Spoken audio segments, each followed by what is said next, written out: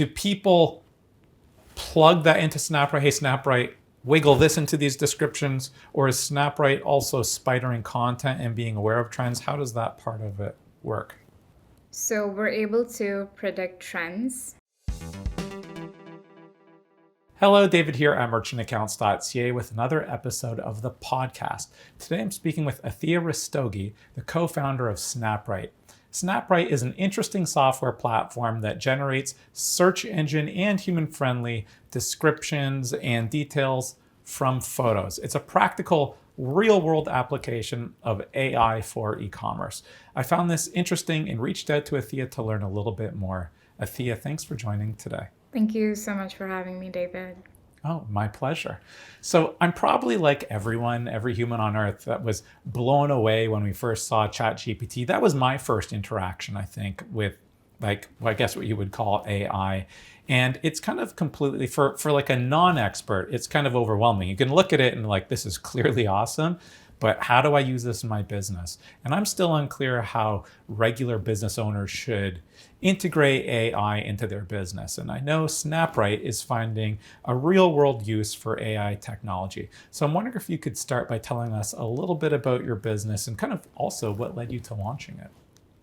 So Snapwrite produces product detail pages just from images in a couple of clicks. So you have a bunch of images. The use case mainly applies, or where we started from is pre-loved stores. They have thousands of items that they need to put online every single month to make their store run. And every item, it's one of a kind. How do you process so many items? And as a small business owner, solopreneur, it can be a very time-taking and expensive affair.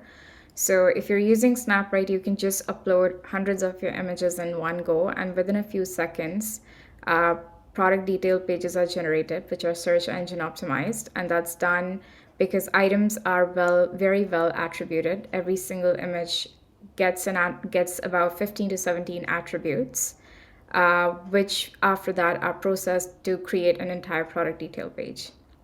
That's It's a incredible. And all of the info is extracted basically out of the image by the AI. Is that correct? Everything is extracted from the image. So you just a person just has to look through if everything is correct.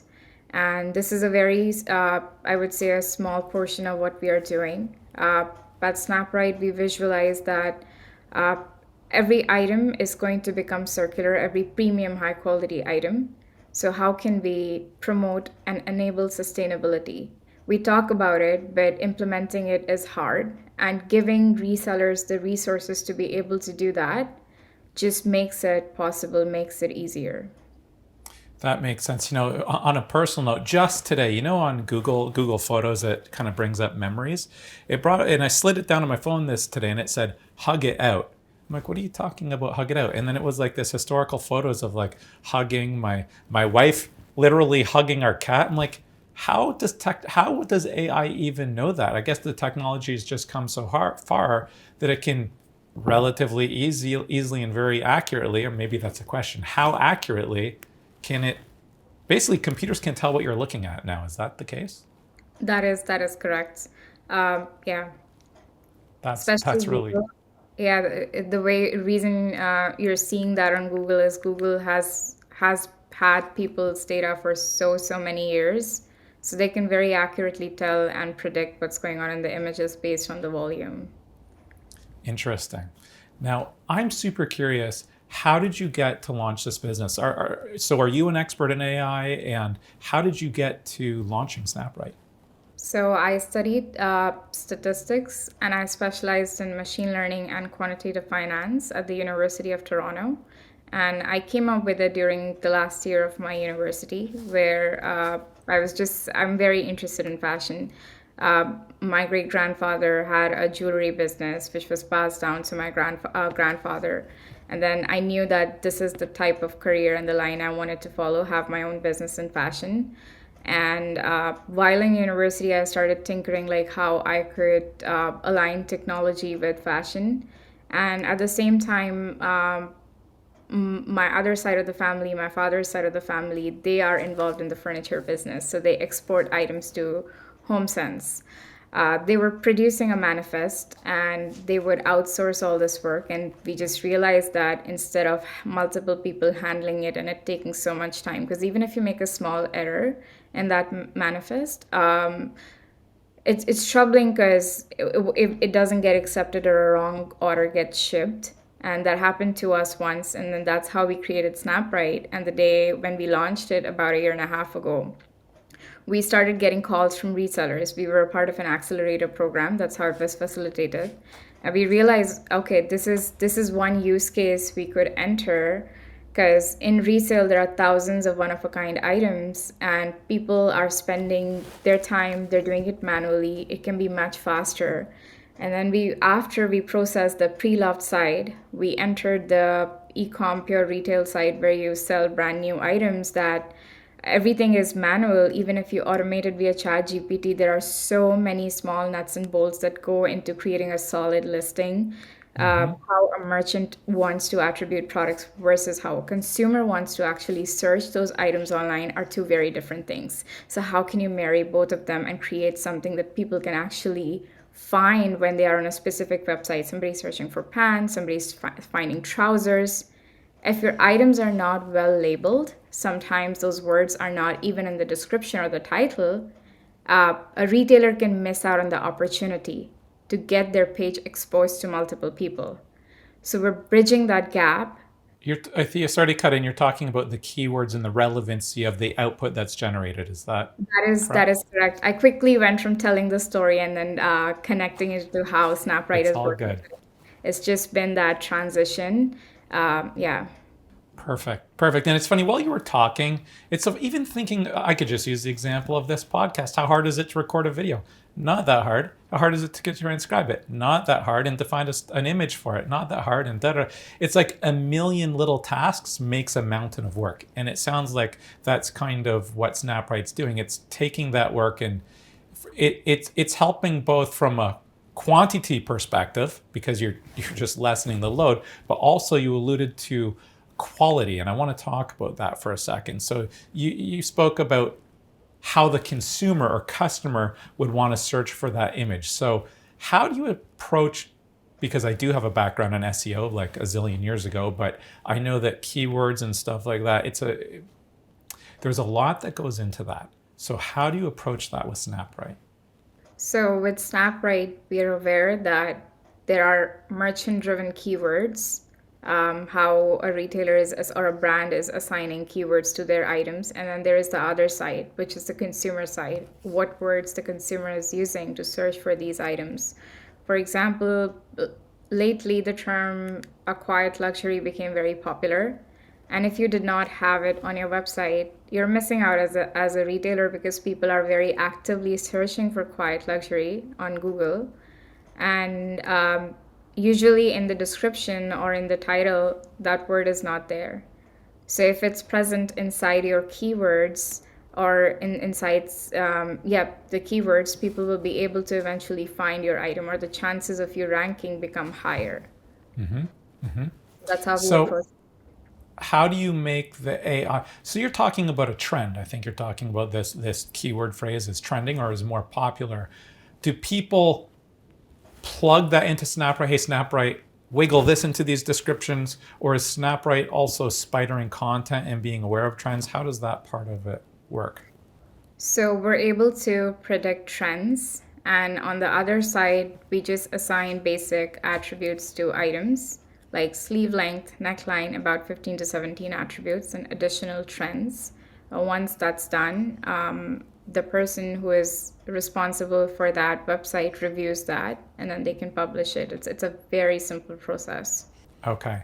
And can you tweak how long or how short or how descriptive you want the text to be? You can very much tweak it. So we work very closely with the retail partners and we take into account how their listings have looked like over the last few years and then train that data accordingly. And yeah, Okay, perfect. And so ultimately, a big part of this is it is search engine friendly and human friendly. It's straddling both worlds.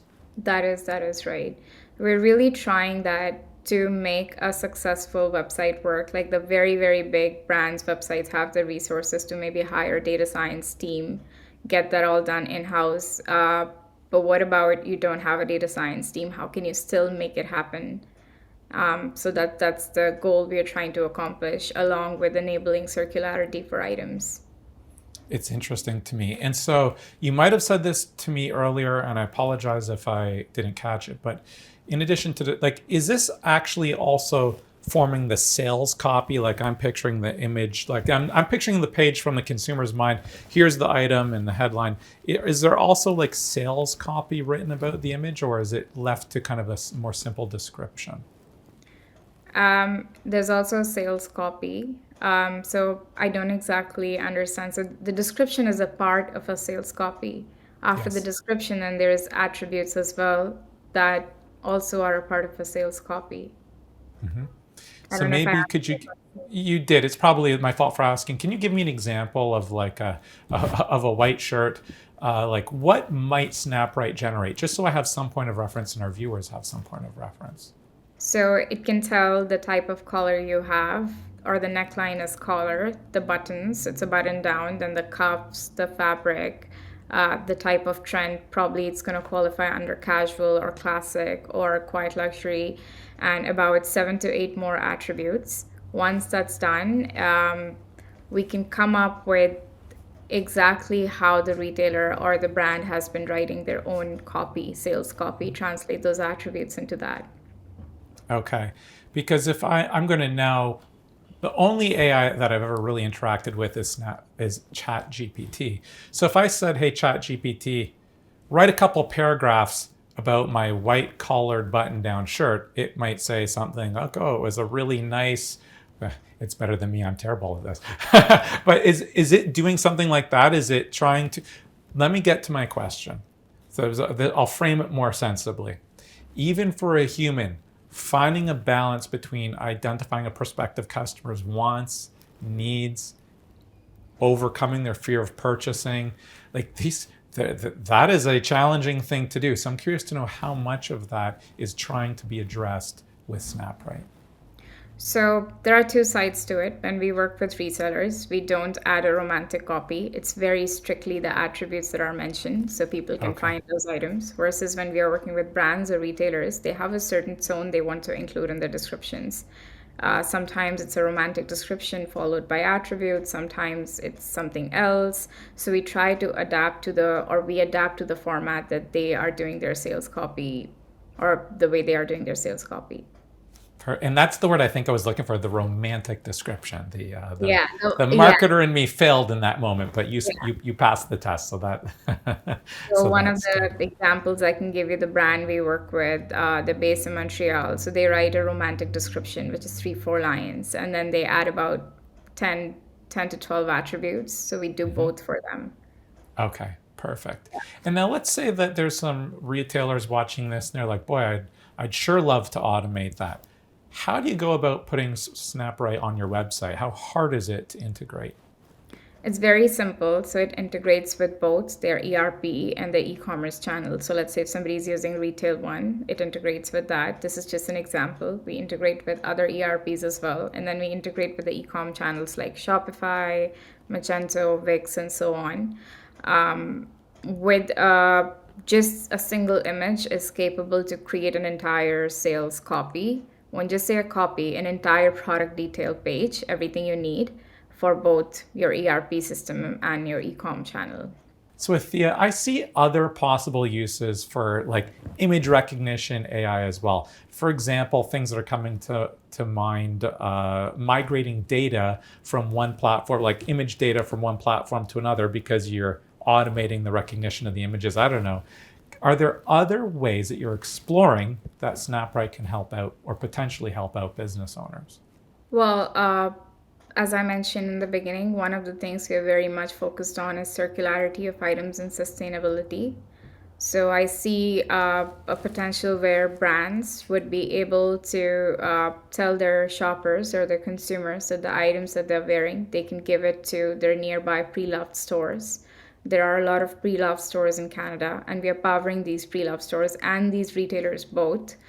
So once people give their items and resellers are able to purchase those items, the shoppers can go back and buy from the brand again, and the item which they had previously purchased goes back into circulation so somebody else can buy it rather than it ending up in the landfill. Interesting. That's interesting, and kind of like, so there's a green side to it as well. That is right, yeah.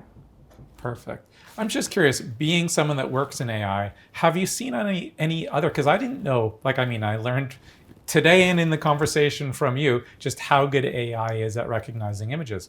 Have you heard of any other interesting uses of AI for e-commerce businesses that e-commerce businesses could perhaps be aware of?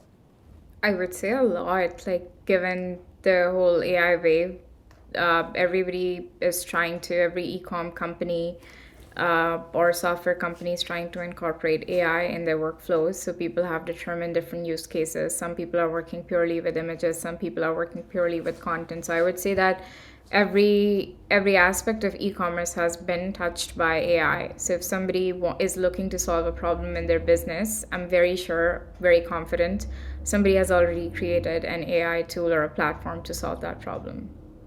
Interesting. And I want to flip the questions a little bit here because I know Snapwrite has been around for over a year. You're in that growth stage, and I work with a lot of growing e-commerce businesses.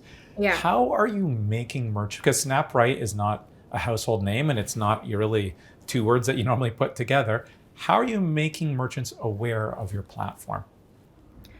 So initially, how we found our users was we were a part of an accelerator program. They had some connections with an e-commerce. So we got warm intros, and a lot of it came through warm intros and then word of mouth. So you have your initial customers, they like your product, and then they start recommending other users or their fellow people that something like this exists and it's going to benefit you. So that's how we entered the market. And you know you're doing a good job if you're getting recommended to other people. So that's how you know you're doing it Yeah, right. it's extremely helpful. Yeah. Exactly. I always say referrals are the best way to get business, and it totally is because you're through the door, and there's an implicit sense of trust, and it just means you're doing things right. So I'm glad to hear that. Athea, one of the things that I ask everybody that comes on is their secret tip or their secret weapon for e-commerce business owners. Now, it doesn't have to be e-commerce; it can be anything. But I'm opening up the floor to you. What's your best secret advice? There is no secret. Well, because of course I'm talking about it. I That's believe true. everybody should know about it. Uh, After speaking with a lot of businesses, we learned that almost everyone wants to include SEO in their website because it needs to be discoverable and people can find it. Hence, if more product clicks happen, sales will go up. So, SEO takes some time to kick in. You start including practices which are good for SEO. It can start from 3 months to 6 months, and you start seeing results by the end of 6 months, 8 months. It gets better after first year, better even better after the second year, and so on. So I would say just be patient, and if you're putting in the work, uh, yeah, it might take a couple of months at least to kick in and to start seeing what's going on. I Or love that advice. I love it. And you know, if there's anything that I've kind of learned in life, I wouldn't walk around saying I'm someone with tremendous amounts of wisdom. I'm not. But I've observed this.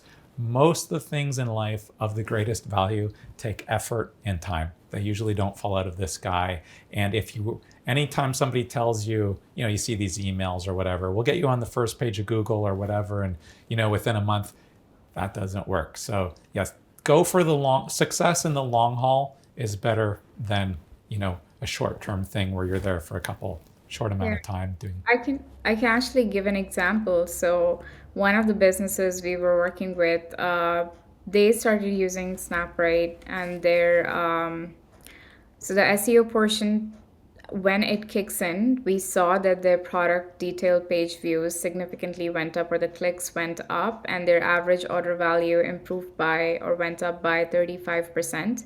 Well, first is they were a pre or they are a pre-loved reseller. As a pre-loved reseller, if you put more items online, or if you're able to, uh, people can find more things in their size, and if they're able to find more items, there's a high likelihood the sales are going to go up, and that's something we experienced in their case. And second, the item discoverability is super important. So yeah. It's That's really interesting. It's like relevance and all those things. Putting the right thing in front of the person. You're just making it more effective. Yeah. So, Athea, if people want to get in touch with you or with Snapwrite, where can they go to find out more? So we have a website. It's www.snapwrite.ca. You can see something at the bottom. You can just put in your information over there and get in touch with us. Or you can directly write me an email, athea@snapwrite.ca. And yeah, we are also on Instagram. So you can Instagram DM us. It's called Try Snapwrite, like TRY, and then Snapwrite. And yeah. Perfect. And I will also put links in the video description. Athea, every time I just take a peek at AI, I'm constantly blown away at all it can do. And you sound like you have a really interesting business. Thanks for coming on and sharing your advice today and your insight into Snapwrite. Thank you so much, David.